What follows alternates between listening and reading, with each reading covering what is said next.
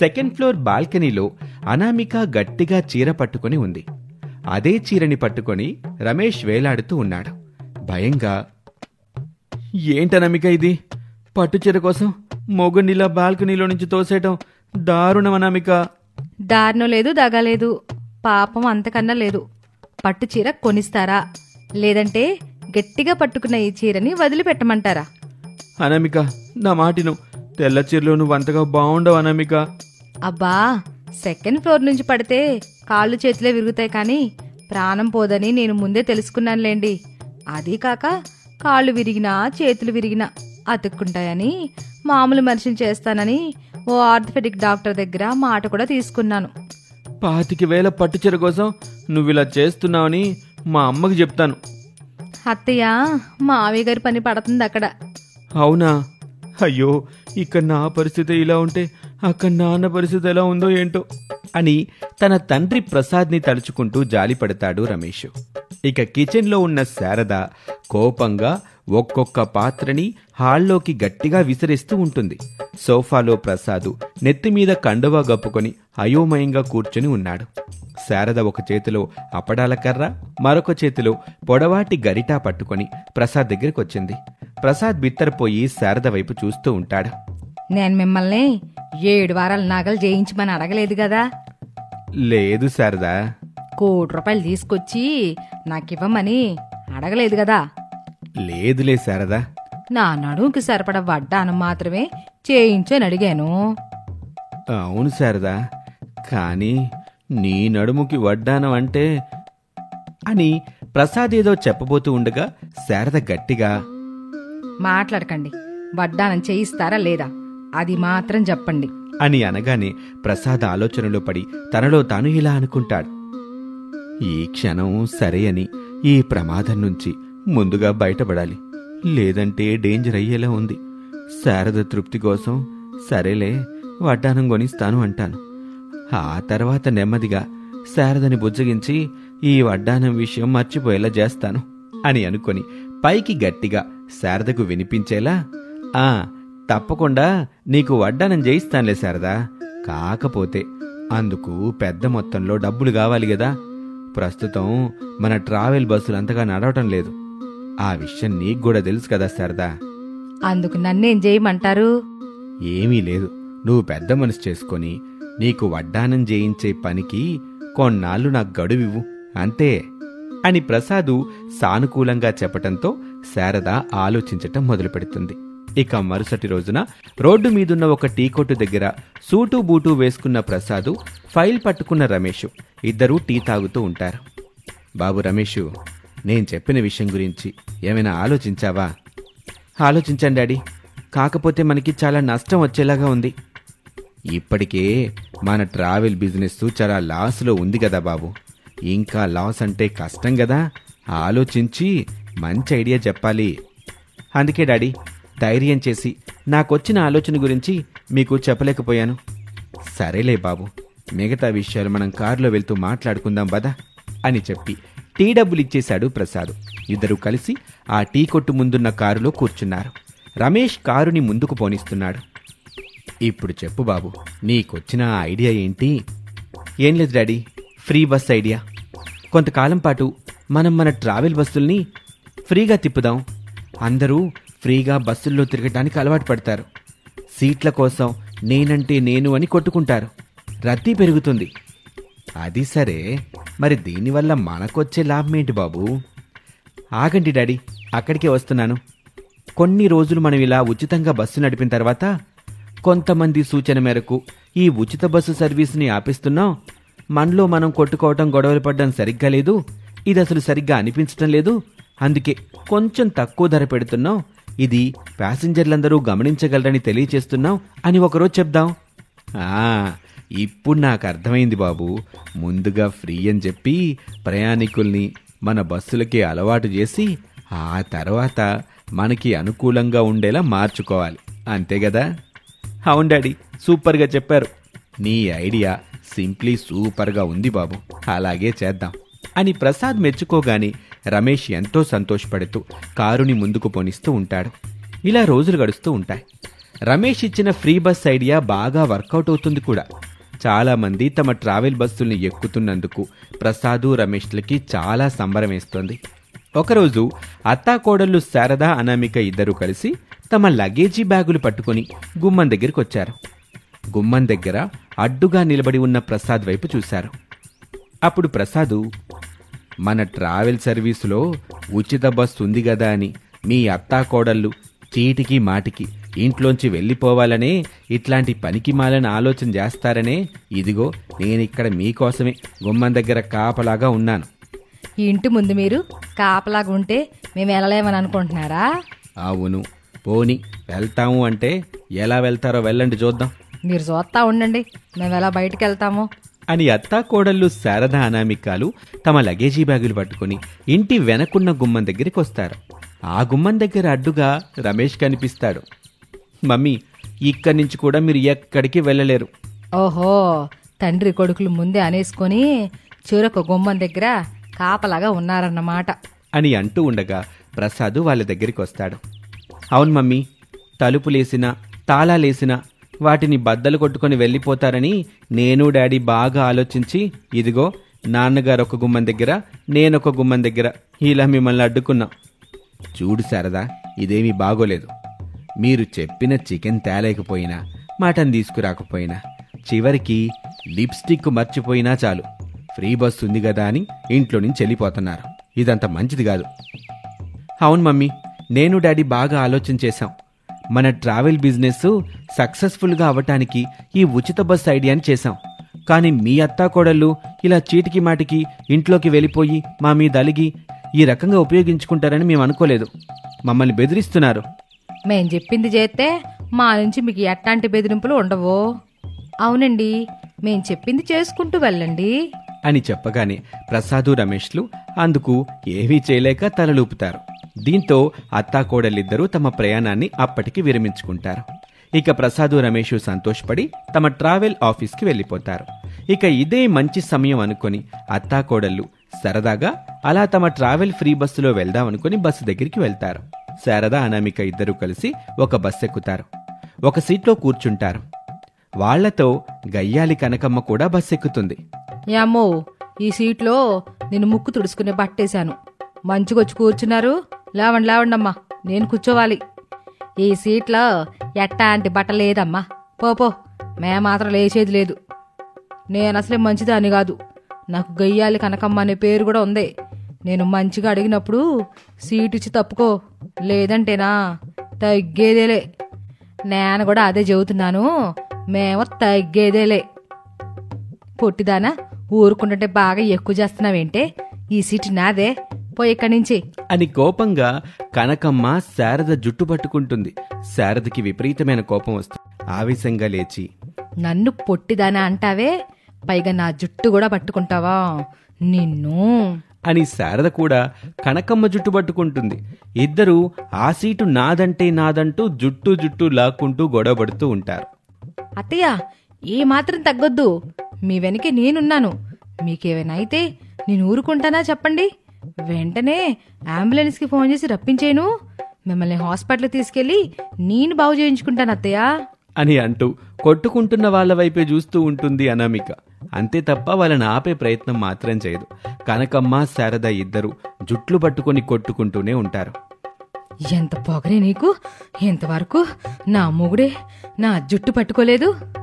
నీ గయ్యాలతనానికి భయపడి ఉంటాడు, ఇంకా జుట్టు కూడా పట్టుకుంటాడా? నన్ను పట్టుకుని అంత మాట అంటావా నిన్ను అని కనకమ్మ శారద జుట్టు వదిలిపెట్టి చేతి అచ్చులు పడేలా కొడుతూ ఉంటుంది.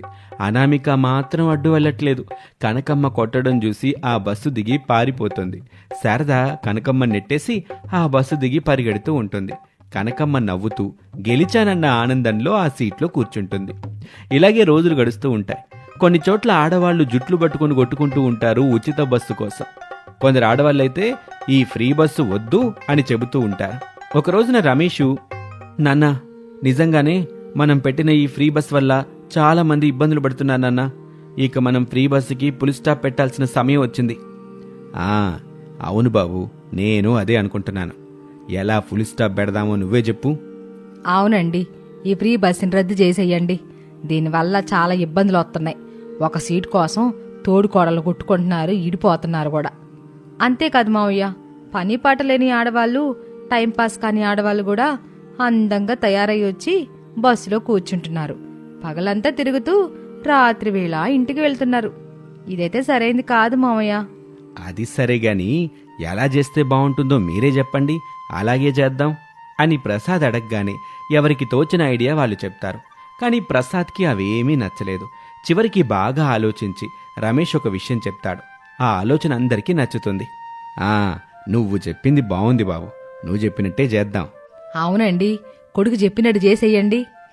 మా ఆయన చెప్పిన దానికి నేను కూడా ఒప్పుకుంటున్నాను. ఇక అందరూ ఒప్పుకోవడంతో సరైన ధరలు పెట్టి బస్సుల్ని నడిపిస్తూ ఉంటారు. ఇది ఇవాల్టి కథ. మరొక ఆసక్తికర కథలో మళ్ళీ కలుద్దాం. అంతవరకు సెలవు, నమస్తే. చికెన్ బిర్యానీ సెంటర్ అది. సెకండ్ ఫ్లోర్లోని ఒక టేబుల్ దగ్గర రిచ్ కోడలు సితారా కోపంగా కూర్చుని ఉంది. అనామికకింత పొగరు, చిన్న కోడలు, పైగా పూర్ కోడలు. నాకు నచ్చింది చేయకుండా తనకి నచ్చిన వంటలు చేసి నన్ను తినమని చెబుతుందా?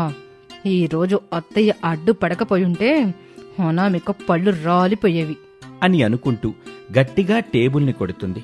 అంతే, ఆ టేబుల్ సౌండ్కి తన చుట్టుపక్కల కూర్చుని ఉన్నవాళ్లు అదోలా సితారని చూస్తారు. సితారా వాళ్ళని కోపంగా చూస్తూ, వాట్, ఏమిటి అందరు నన్ను వింతగా చూస్తున్నారు? నేనేమి వింత జంతువుని కాదు. ఏ సర్కస్ నుండి తప్పించుకుని రాలేదు, తినండి అని గట్టిగా అనటంతో సితారను చూస్తున్న వాళ్లంతా పెద్ద క్రాక్లా ఉందని చికెన్ బిర్యానీ తింటూ ఉంటారు. సితారకి కోపం వస్తూ ఉంటుంది. వెంటనే మొబైల్ తీసుకుని తన భర్త విక్రమ్కి కాల్ చేస్తుంది. కార్ పార్కింగ్ చేసి రావడానికి ఇంత టైమే విక్రమ్ అని అంటూ ఉండగా విక్రమ్ ఫోన్ మాట్లాడుతూనే సితార దగ్గరికి వస్తాడు. వచ్చేశాను సితారా అని చెప్పి టేబుల్ దగ్గర కూర్చుంటాడు.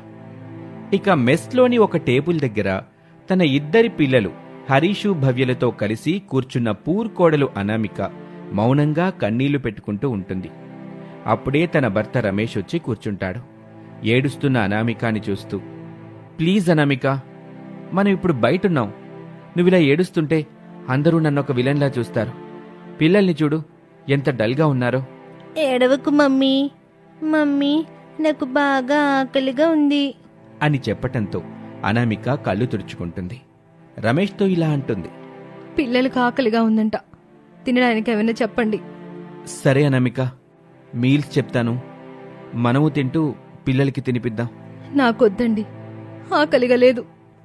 అలకా కోపం అనేవి కట్టుకున్న నా మీద చూపించాలి కానీ అన్నం మీద కాదనామిక. అన్నం తిను. ఏదైనా ఉంటే భోజనం అది చేసిన తర్వాత మాట్లాడుకుందాం. ఇంకా మాట్లాడుకోవడానికి ఏముంది చెప్పండి? ఈ రిచ్ కోడలు ఎలాగో నన్ను ఇంట్లో ఉండనివ్వదు. పిల్లల్ని తీసుకొని నేను మా పుట్టింటికి వెళ్ళిపోతాను. పిల్లల్ని తీసుకొని నువ్వు మీ పుట్టింటికి వెళ్తే మరి నా పరిస్థితి ఏంటనామిక? నా గురించి ఏమీ ఆలోచించవా నువ్వు? అత్తయ్య ఉంది, రిచ్ వదిన ఉంది. నాకంటే కమ్మగా చేసి పెడతారు. కడుపు నిండా తిని సంతోషంగా ఉండండి. డాడీ, మీరు మాట్లాడుకోవడం ఆపేసి మాకు అన్నం తినిపించండి అని చెప్పగానే రమేషు సప్లై చేసే బాయ్ని పిలిచి మీల్స్ చెప్తాడు. ఇక డైనింగ్ టేబుల్ దగ్గర శారదా ప్రసాదులు దీనంగా కూర్చొని ఉంటారు. శారద బాధపడుతూ, రిచ్ కోళ్ల సితారా పెద్ద కొడుకు విక్రమ్ని తీసుకుని బిర్యానీ సెంటర్కి వెళ్దామని వెళ్ళింది. పూరు కోళ్ల అనామిక చిన్న కొడుకు రమేష్ని తీసుకుని మెస్కెళ్ళుంటది. ఇక ఇంటి దగ్గర మిగిలింది మనమెక్కడికి పోదామండి? ఎక్కడికే ఉంది శారదా, ఏదైనా సత్రానికి గాని లేదంటే అనాథాశ్రమానికి గాని వెళ్దాం. అంతకు మించి మనకింకో దారి లేనట్టుంది. ఎంత ఆస్తుండి, ఇద్దరు కొడుకులు, ఇద్దరు కోడళ్ళు, మనవడు మనవరాలుండి మనం సత్రానికి వెళ్లాల్సిన పరిస్థితి ఏర్పడింది. దీనంతటికీ కారణం నువ్వే శారదా. ఇది మరీ బాగుంది. విక్రమ్ నన్నే అంటాడు, రమేషు నన్నే అంటాడు, మీరు నన్నే అంటున్నారు. ఎంతకి నేను చేసిన తప్పేమిటంట? ఏంటా, ఇంటికొచ్చిన కోడళ్ల మధ్య తేడాలు చూపించటం? సితారకి డబ్బులున్నా అనామికకి డబ్బులు లేకపోయినా ఇద్దరూ మన ఇంటికి కోడలుగా వచ్చారు.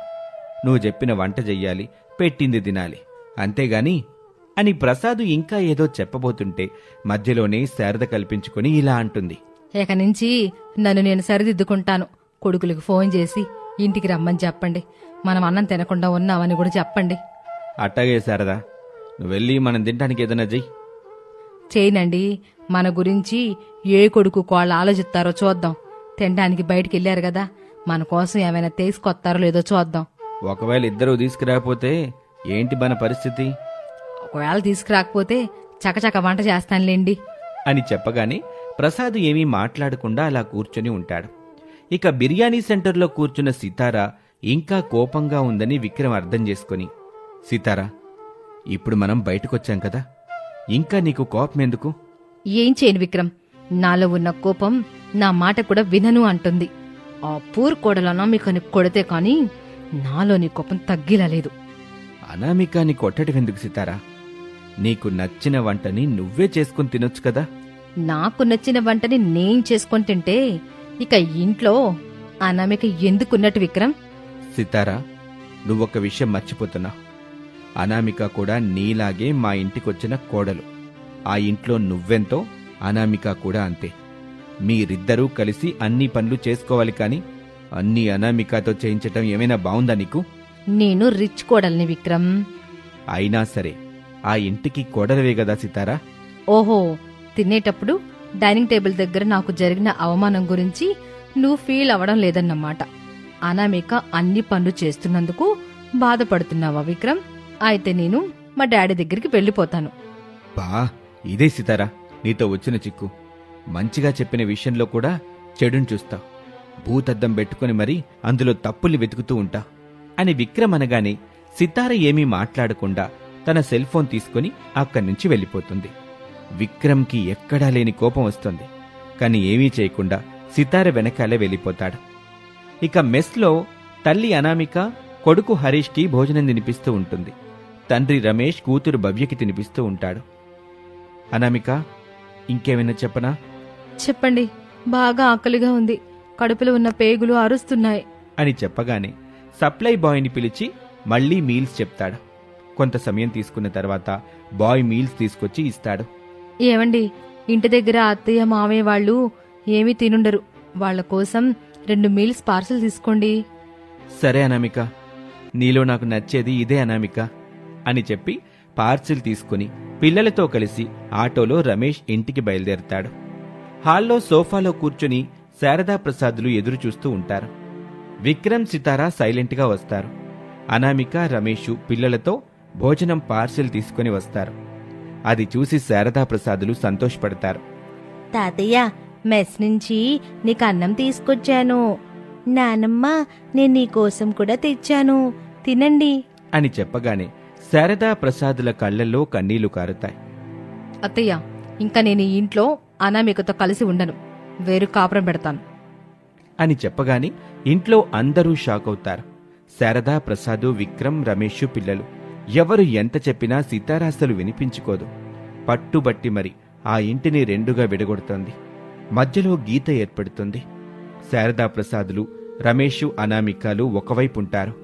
పిల్లలతో సరదాగా ఉంటూ సంతోషంగా ఉంటారు. ఇక చలికాలం మొదలవుతుంది. మంచు పడుతూ ఉంటుంది. రిచ్ కోడలు సితారా ఖరీదైన తన కిచెన్ గదిలో గ్యాస్ మీద వంట చేసుకుంటూ ఉంటుంది. అదే పేద కోడలు అనామిక కట్టెల పొయ్యి పెట్టి వేడివేడిగా ఉండాలని అన్నం కూర వండుతూ ఉంటుంది. అది చూసి సితార హేళనగా నవ్వుతూ, కమ్మని భోజనం తినే అదృష్టం కూడా ఉండాలి అని అంటుంటే శారదా ప్రసాదు, రమేషు పిల్లలు అలా చూస్తూ ఉంటారు. అత్తయ్య, ఇప్పటికైనా నువ్వు మావయ్య నా వైపు వచ్చేయచ్చు. వేడివేడిగా చికెన్ కూర, చికెన్ ఫ్రై, లెగ్ పీసులు అన్నింటినీ వేడివేడిగా తినొచ్చు. అక్కడ అనామిక కట్టెల పొయ్యి మీద చేస్తున్న మాడిపోతున్న వంటల్ని ఏం తింటారు చెప్పండి? రాలేం కోళ్ళ, ఎప్పుడైతే నువ్వు నీ గురించి ఆలోచించుకున్నావో అప్పుడే మాకు అర్థమైపోయింది. ఇక ఎప్పటికైనా నువ్వు మా గురించి ఆలోచించవని. ఆ రోజు ఆవేశంలో ఉండి మర్చిపోయినత్తయ్య, ఇంకెప్పుడు అలా మర్చిపోను. వద్దులే అమ్మ కోళ్ళ, మేము రావులే, ఇక్కడే ఉంటాం అని చెప్పగానే రిచ్ కోడలు సితారా హాయిగా తాను వండుకున్న చికెన్ తింటూ ఉంటుంది. ఇక పూర్ కోడలు అనామిక అతి కష్టం మీద మంచు పడుతూ ఉంటే వంట చేస్తూ ఉంటుంది. ఇలాగే రోజులు గడుస్తూ ఉంటాయి. ఒకరోజు రిచ్ కోడలు సితారకి ఒంట్లో బావుండదు. బెడ్ మీద పడుకుంటుంది. అనామిక, శారద బయటకు వెళ్తారు. ప్రసాదు, రమేష్లు పనులకు వెళ్తారు. పిల్లలు హరీషు భవ్య సితార విషయం తెలుసుకొని ఒక ప్లేట్లో అన్నం కూర వేసుకొని హరీష్ పట్టుకొని సితార దగ్గరికి వస్తాడు. భవ్య వాటర్ పట్టుకొని వస్తుంది. పెద్ద మమ్మీ లే, నీకు అన్నం తీసుకొచ్చాను. అవును పెద్ద మమ్మీ, అన్నయ్య అన్నం తీసుకొచ్చాడు, నేను నీళ్లు తెచ్చాను అని పిలుస్తూ ఉంటే తన కోసం అన్నం నీళ్లు తీసుకొచ్చిన పిల్లలు హరీషు భవ్యలని చూసి కన్నీళ్లు పెట్టుకుంటుంది. హరీషు నెమ్మదిగా సితారకి అన్నం తినిపిస్తూ ఉంటాడు. భవ్య నీళ్లు తాగిస్తూ ఉంటుంది. అక్కడికొచ్చిన విక్రమ్ అది చూసి అనురాగంతో కన్నీళ్లు పెట్టుకుంటాడు. నన్ను మన్నించండి పిల్లలు, ఏమాత్రం ప్రేమను పంచని ఈ పెద్ద మమ్మీ మీద ఇంత ప్రేమను పెంచుకున్నారా? సారీ పిల్లలు అని తన తప్పుని తాను తెలుసుకుంటుంది. ఇక అప్పటి నుంచి ఇంటిని 2 భాగాలుగా చేయటం కాకుండా అందరితో కలిసి సితార సంతోషంగా ఉంటుంది. సితార మామూలుగా ఉండటం, కలిసిపోయి ఉండటం కారణంగా ఇంట్లో వాళ్ళందరూ సంతోషంగా జీవిస్తూ ఉంటారు. ఇది ఇవాల్టి కథ. మరొక కథలో మళ్ళీ కలుద్దాం. నమస్తే.